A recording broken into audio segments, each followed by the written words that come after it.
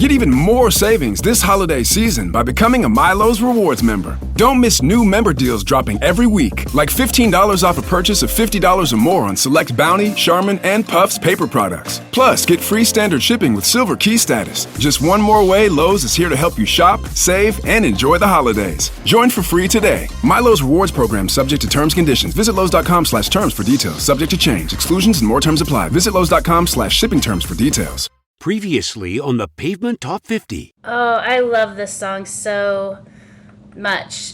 It wasn't on my first wave of songs to study, even though I knew we were going to play it, but it wasn't like, there are other songs I felt like I had to nail more. So this was towards the end. I said, okay, let me get into this type slowly jam.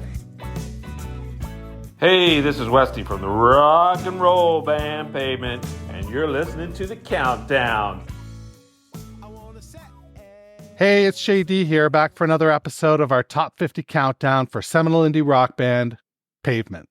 Week over week, we're going to count down the 50 essential Pavement tracks that you selected with your very own top 20 ballots. I then tabulated the results using an abacus and the kid from The Sixth Sense. Wait a minute. Am I dead? How will your favorite song fare in the rankings? You'll need to tune in to find out. So there's that. This week, I'm joined by Pavement superfan Amir from Providence. Amir, how the fuck are you? Hello, I'm calling from Providence, Rhode Island, and I'm very fine. Life is good. Excellent. That is good news. It's great to have you here. Let's just not beat around the bush. Let's get right into this. What is your Pavement origin story? So, that's a long origin story. So I live in Providence, Rhode Island, as I mentioned. By the way, cheers. This is local. Cheers. Watery domestic beer from Rhode Island. Narragansett Atlantic-like lager. So, a little plug for Atlantic-like lager. Yo. But anyway, that's very watery. Anyway, so I was not born here. I was born in Moscow, not Moscow, Idaho. Moscow, Soviet Union, which is more or less the same thing as Russia. And I grew up there in the 80s, and I loved music since I was, since I remember myself. I started playing piano when I was 4.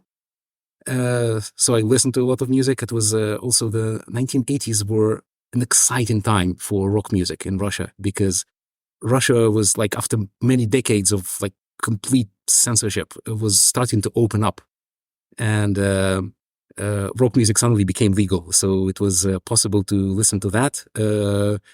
If this makes you curious, I recommend everybody listen to the Wind of Change podcast. It's just an amazing story. Oh, it's amazing! I've listened to it. Yes, it's brilliant. So, yeah. So I started like loving rock music when I was like a child. But we are a Jewish family, so we moved to Israel in 1991. And even though Russia was opening up back then, Israel was like always a very open country, open to everything. So we had MTV, or more precisely, we had MTV Europe, which is not exactly the same thing. MTV, like in the United States, and MTV Europe, it's not exactly the same thing. MTV Europe has a lot of UK bias, and like because it broadcasted from the UK, right. And it also tried to incorporate some other European music like Italian or German, but it was mostly like very UK biased. So that's when I was growing up. MTV was important. It was like there was no YouTube. YouTube kind of replaced MTV now, but MTV was important culturally, like hugely important, not just for myself, but for a lot of other people. But initially when I started like watching it, it was kind of boring, at least during the day. But then during the night, it got much more exciting, because they started like after midnight, they started playing much more interesting stuff. And there was a show called Alternative Nation. I think it was every Tuesday on MTV Europe. And they played stuff like Sonic Youth and Pavement and European, what you would say, alternative bands, like whatever alternative even means. I tried to figure out what does it even mean that it's alternative. I tried to like, is it a certain guitar sound? Like, it actually doesn't mean much at all. It's just rock music that is cooler than Bon Jovi. Well, what's basically. funny, it was alternative to the mainstream, and then it became the mainstream. Exactly. Like if you look back at this, like it was totally the mainstream. Like Nirvana was alternative, but it was already quite the mainstream back in 1992. And by now it's completely mainstream. But whatever. Names of things are sometimes funny. So yeah. And they mentioned Pavement occasionally. Now initially, I didn't really dig it. I definitely remember they showed Cut Your Hair, of course. They never showed it during the day. They showed it late at night. I didn't really understand it. I was like, it just looked weird. And these days, I look at the Cut Your Hair video, and now I'm a dad and I have children, and they look at it and they just think it's funny with the gorilla and the lizard. Yes. And I was just overthinking it totally. Like I was 15 years old. Why? What does this mean? I was totally overthinking it. But yeah, they showed Cut Your Hair, and I remember they showed the Gold Sounds video. Maybe also Rattled by the Rush, like the weird version with the bathtub. Okay. I didn't really understand like what's the deal with that. So I did love a lot of other alternative bands. Like I loved Sonic Youth. I loved Therapy. If you heard, that's a band from Northern Ireland. I love the alternative rock band, whatever that means. Again. Anyway, so then I graduated high school, and as pretty much everybody else in Israel, I got drafted to the military. Now, what you don't hear, you often hear about the Israeli military. On the news, what you don't hear about the Israeli military is that most people there, they don't do combat and wars and stuff like that. It's just I worked with computers, and that's like what most people do. They work with cars, equipment, computers, whatever. I worked with computers, and I had a friend there, and that friend was much cooler than I am. He's probably still to this day much cooler than I am, and he had many more CDs than I had, and he knew alternative music like way better than I had. I did know Sonic Youth, which is another seminal band. Absolutely. I did know Sonic Youth much better than he did, but other than that, he was like the huge expert. He taught me about cool bands like Mogwai and Mercury Rev and a bunch of others, and he taught me about Pavement. And he gave me the Wowie Zowie CD to listen. Interesting. And I was immediately hooked. That was just incredible. So like from the first seconds of We Dance, oh my God, how did I miss that? We Dance is such a brilliant song. I'm just thinking about this. I will make this really weird comparison, but it kind of makes sense to me. Because like I mentioned that I played piano. I played piano for many years, like almost 40 years now. Oh my God, I'm old. There's another band called Guns N' Roses. There is. Which is nowhere near as cool as Pavement. Nowhere near. But that's like the not alternative thing that they were showing a lot on MTV. And I couldn't feel like, why are so many people excited about this band? And then I saw November Rain, which, it has piano. Piano is classy. So it's classy. It doesn't, no, I'm not comparing Guns N' Roses to Pavement. That's good. But We Dance had the piano. Piano is classy. So I heard like We Dance, that's such an interesting song. And I absolutely loved it. And I loved the rest of the album, as hectic and eclectic as it is, and extremely long. I saw it I saw it described somewhere as 3 6-song EPs or 6 3-song EPs. That's probably an interesting way to look at it. Yeah, I saw it described like that somewhere. Like it's very weird album, but it's so great. It's absolutely like all of it. I love it. And and then I heard the rest of it from that friend. He gave me like Crooked Rain, and Brighten the Corners, and later I just bought them all myself. Slanted, of course. So I have them. I have them all twice because they released them with the usual version and then the Lux and Redux and all those. LA Desert, they expanded, so I have them all twice. So that's kind of my Pavement origin story. And I became a super fan, I guess, around 98 or 99. Wow. So you got to experience Terror Twilight when it came out. That one you got to experience, Yep. right? In Yep. real time? Yep. What did you think of that at the time?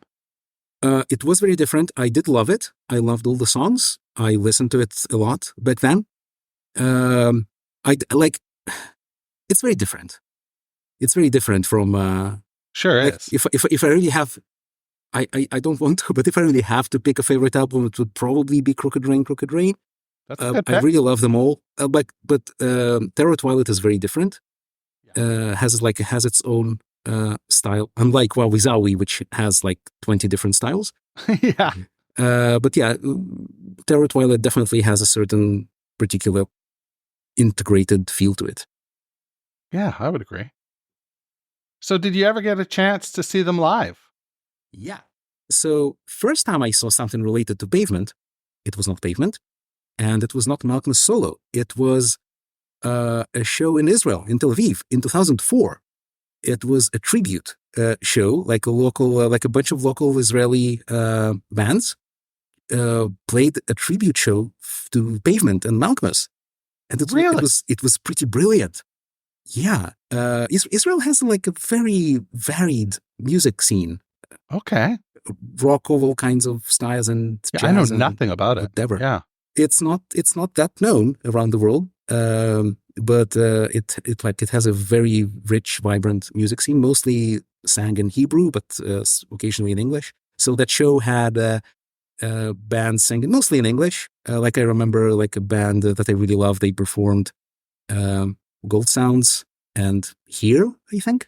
Oh. That's how I found out about that show. That like there was a band that I loved. That band used to be called Blush and Lure back then, and they sang in English. Later they changed the name of the band and they started singing in Hebrew. But back then they were singing in English, and so they performed 2 songs there. I think it's definitely Gold Sounds and probably Here. And there was a bunch of other bands, and like some of them did like very similar versions to the original. Some of them completely reworked them as like punk songs. Some of them translated the lyrics to Hebrew. Like there was I think it was Father to a Sister of Thought. They completely translated it to Hebrew. That was fun. So anyway, that was a cool show. The second time I saw something Pavement related was in 2010. Yeah. 2010, that was the first big reunion in New York, in Central Park. That was a brilliant show. It's actually possible that you and I went to the same show. Yes, I know. I absolutely loved it. I think you mentioned a couple of times on your podcast that how did you describe it? That they seemed tired or something like that. Yeah, they just didn't seem into it, the same way they did on this newer tour. Maybe. Maybe. I was absolutely excited about this. Oh, me too. At least in part, they also seemed like very excited. Nastanovich was like absolutely ecstatic. Eyebold, who is like usually very like quiet and serious, he was actually quite chatty on the stage. I remember him speaking to New York and how cool he's from New York and how cool New York is and how cool Queens is. He mentioned Queens. I don't remember what did he say exactly, but he said like other people from Queens or something like that. Like he looked. I don't remember that. Yeah, and he mentioned something like that. So anyway, it was a fantastic show. Such a fantastic show. Heckler Spray, Summer Babe. Oh wow! In the Mountain Desert, just a fantastic show. So is the record that you go back to now, like, is it Wowie Zowie when you have a hankering for Pavement, or is it your favorite Crooked Rain? I would probably say, it's so hard to say. I would probably say Crooked Rain and Slanted, but I love them all. Yeah. I listen to them all. There was a third Pavement-related thing I saw and that was Malcolmus. Malcolmus solo. I think it was in 2012 or 13. It was. I'm blacking out. Which The Blackjack? album with Senator. Which album is that? Mirror Traffic? Yes, that one. Yeah, so that was a brilliant show. That was a really brilliant show. Towards the end, he did something like a funny Faith No More impersonation. Really? Like towards the end of the show, he played a couple of Pavement songs. He played Here, and I think Speaks He Remember. And at one of the songs towards the end, they were like the Jigs were getting all in a good mood and jamming. And at some point, they just started playing. What's the famous Faith No More song? Epic? Yeah. Yeah, they just started playing that. That's so cool.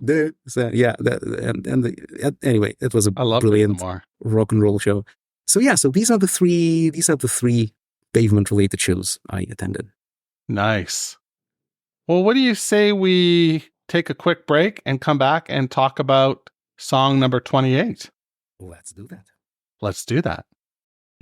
Need parts now? O'ReillyAuto.com offers in-store pickup, same-day home delivery, or next-day home shipping. Get more parts your way at O'Reilly Auto Parts. O'Reilly Auto Parts. Hey, this is Bob Nastanovich from Pavement. Thanks for listening, and now on with a countdown. 28. Got struck by the first volley of the war in the court. Never held my serve. Send him a wire, give him my best. This ammunition never rests. No one serves coffee, no one wakes up.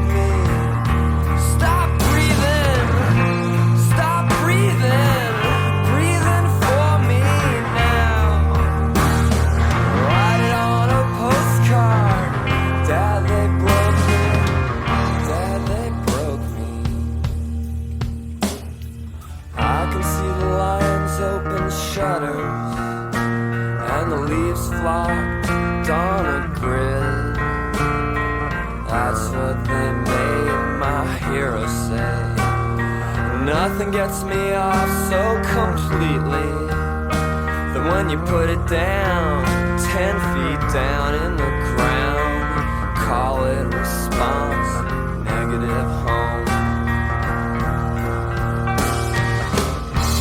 Stop breathing for me now. Write it on a postcard, Dad, they broke me. Dad, they broke me. Stop breathing for me now. Write it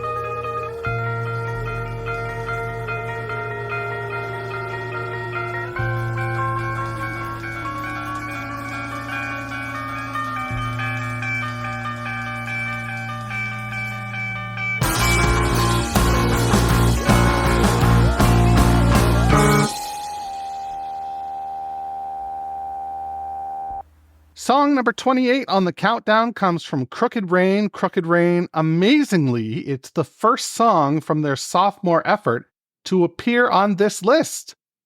You can exhale now because track 28 is Stop Breathing. Amir, Yeah, what are your initial thoughts about this song? I love this song. It appears in my top 20 that I sent you.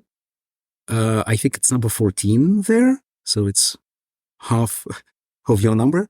I know, maybe I should have rated it even higher. It's a brilliant song. It's kind of special. I made a bit of homework, so it has if I'm not mistaken, I learned music for many years, but maybe I'm mistaken about something. But almost all Pavement songs have the quadruple rhythm, 1, 2, 3, 4. Okay. This one is it's probably the correct term here is probably 6/8 rhythm. Oh, okay. 1, 2, 3, 1, 2, 3, 1, 2, 3, 1, 2, 3. So there are not a lot of Pavement songs in this rhythm. On the studio albums, it's just Our Singer and Stop Breathing and half of Fight This Generation, the beginning of Fight This Generation. Oh, okay. The rest, and well, there's also 5 minus 4 equals Unity, Right. which begins in 5/4, and then I think actually the chorus is also in 3/4 or 6/8, and the rest of the Pavement, well, in the all the kinds of B-sides and bonus tracks, there are a bunch of 6/8 songs. Mercy Snack, Kentucky Cocktail, So Stark, Saginaw, Stray Fire, and yeah, that's about it. You did do your homework. I did do my homework. There's also Kneeling Bus, also known as Rugrat, which is a very weird beat that I couldn't completely understand. Very, very cool one. But it's neither 4, neither 3. Yeah, so that's so it's pretty unique, relatively unique in that regard. It's beautifully placed in the track list at the third spot, kind of a different mood between the big rockers, the Elevate Me Later and Cut Your Hair. Yeah. So that one has a different mood. It has very beautiful guitar sound throughout the song, and especially, of course, towards the end.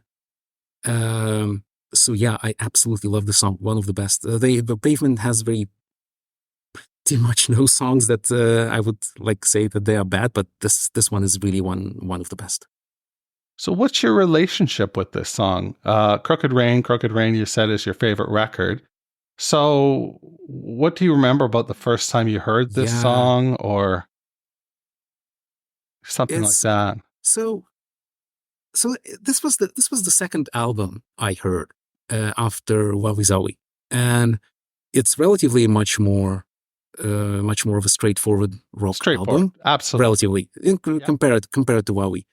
Especially the first song, it gets a bit weirder towards the end, but the beginning of it's it's a relatively very straightforward. I agree. In a classic great rock way. album. I heard somewhere that Malcolmus called it disparagingly classic rock. He said that Silent Kid is a classic rock song in a not very good way. But well, he's wrong. Well, it's maybe he was just sarcastic. I don't know. It was Silent Kid is a brilliant song, and Stop Breathing is a brilliant song. It has this really, really beautiful guitar sound and this beat, and it may be, oh my God, this is such a cool rock band with cool melodies, and they do all these things so easily, and it sounds like they were just having fun. It's but the song, it's kind of somber, kind of solemn, kind of serious, I agree. Relatively, it has this special atmosphere. Nevertheless, it feels like while they're playing it, they're having a lot of fun with these guitars. That's a really special guitar sound, especially towards the end, and it gets stronger and stronger. And oh my God, it's just so beautiful. It's just so inspirational. What do you think this song is about? I have no idea. I barely ever listen to lyrics, to be honest. In music, I mostly listen to the melodies and the playing and the arrangements. Volley has it's kind of a so it probably refers to both things, like both to the volley in sports and in a war, and that's kind of a menacing word. It's struck by the first volley, so that's I don't know, like gets you in a kind of a tragic mood from the start, and then he says stop breathing, and there's also this alternative version on LA Desert Origins where he says start bleeding, like stop breathing and then start bleeding. Really? Yeah, if you like, it's. I gotta re-listen to LA's Desert Origins. Yeah. It's my memory is so shit. Oh well, yeah. It's the comment there is that it's from Louder Than You Think, 1993, and it's probably, I don't know, maybe it's a demo, maybe it's not a demo, maybe it was at some point intended to be released. But in the chorus there, he says stop breathing and then start bleeding, which makes it even more menacing. Yeah. Yeah. So there's this menacing song, and right after it, there's Cut Your Hair, which is very fun and the bright. exact opposite. But menacing, my attitude to music is embodied in a poem that I really love. It was written by a jazz musician who's very old, but he's still alive, I think. His name is Oliver Lake. Okay. A jazz saxophone player.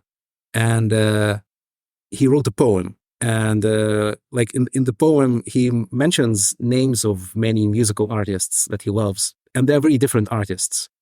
And he's like, and the poem is built like a conversation between himself and the waiter in a restaurant. And then he says, put all the meals in one, put all my meals in one plate. Don't ask me what kind of music I play. I play the good kind. So I don't care very much about the genres of music, and I don't care very much about the mood of a particular song. Like some songs are happy and some songs are sad and some songs are scary.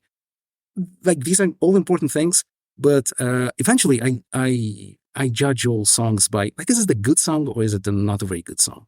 And this song is of the good kind. That's the really important thing. It definitely has a mood. Definitely has a very identifiable, probably intentional mood.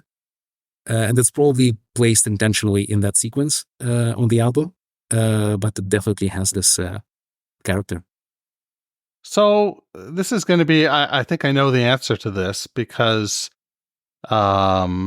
you've already told me what you rated it on your list, but do you think this song is properly rated, overrated, underrated on the top 50? 28 is lowish. I would be very unpleasantly surprised if it was not in the top 50 at all. I would probably rate it a bit higher. Maybe it's not my number one song, but it's pretty high. It's pretty high on my list. It's a great song. It is, absolutely. Yeah. At 28, there's nothing to shake a stick at, unless it's a complimentary stick shaking you're doing. Fun fact about the tennis part. The song is, like, you mentioned it. You read it from that from those notes that Malcolm's had about his own songs, and he mentioned tennis himself. So like we have it from himself. I checked it. So I edit Wikipedia quite often in English and in Hebrew and occasionally in other languages. And I checked like what is actually Malcolm's relation to tennis. And the English Wikipedia mentions that he loves playing golf and tennis, but here's where it gets funny. So Wikipedia editors, good serious Wikipedia editors, try to fact check everything. Right. And the fact check in Wikipedia is done by adding footnotes. You may have noticed that Wikipedia has lots of footnotes. So I checked the footnotes. So where it mentions that he plays golf and tennis, it had two footnotes. Both of them were not very good. One of them was a completely dead link, The other one didn't say anything about any sports. So I found another source, it's actually a tennis website where he speaks about actually loving tennis. So there's another confirmation that he loves tennis. That other tennis website mentioned the song. Really? Yeah. So I improved the English Wikipedia article about Mr. Steven Malkmus, and now it has a better footnote. Nicely done for the tennis information. So yeah, that's a kind of thing I do for fun. Cool. Well, it's been really great talking to you today. I'm curious if you have anything that you want to plug or mention for people to look at on the internet, or anything that you've created, anything like that. Well, not much. I'm kind of I'm trying to. I lived in Israel for many years, and I moved to Providence a few months ago. My wife is doing an academic project here, so we all moved together with the kids. But I love, as I mentioned, I love Israeli music. There's not much to plug. I'm trying to start a band that would play covers of Israeli songs, which is challenging in the United States. I'm slowly finding some people to do that, but there's not much to say about this right now. But you can find. But in the future, there might be a band that we can look for. Hopefully, and then I would maybe. I would probably mostly play covers of Israeli music, or maybe keep me in the loop on that, Amir. Maybe an occasional Pavement song. What's that? Keep me in the loop on that. Shoot me an email when you get it going, and I'll talk about it on the pod. I will try that. Maybe an occasional Pavement song. Yeah, that would be cool. Well, like I say, it's been a blast spending this time with you today. I really appreciate you doing this heavy lifting on a podcast that is ostensibly yours. So thank you very much for that, and make sure to wash your goddamn hands. Thanks for listening to Meeting Malkmus, a Pavement podcast, where we count down the top 50 Pavement tracks, as selected by you. If you've got questions or concerns, please shoot me an email, jd@meetingmalkmus.com.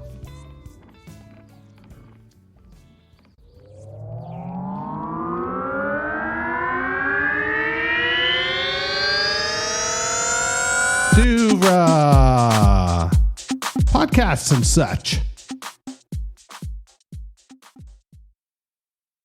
The changing of seasons can affect how you feel. 1 in 5 people experience some form of depression, no matter the time of year. At the American Psychiatric Association Foundation, our vision is to build a mentally healthy nation for all. Visit mentallyhealthynation.org to learn more.